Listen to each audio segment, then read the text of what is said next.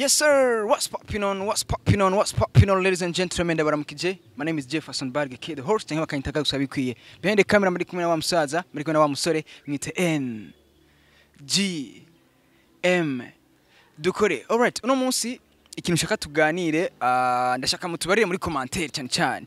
Ni ikintu kimwe kiyo kiravugwa ngaha hanze, hariho abariko baravuga bati kuri concert ya dramatique kuzoba kuri Source Dinil neza neza kwigenekezo ya 2023 ukwezi kwa 11 turimo no mwaka wa 2024. Harabavuga bati iyo concert egirimwe abaririmbyi ariko irazimvye. Ati irazimvye.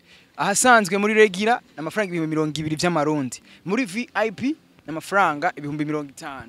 Wewe kuri wewe ubona umuririmvyi yofatira kuki? Ubona umuririmvyi yo kwisunga iki kugira ngo aho igiciro akazi kiwe agiye gukora?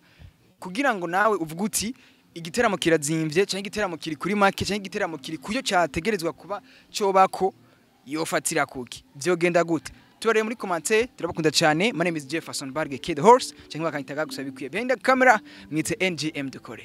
Bless.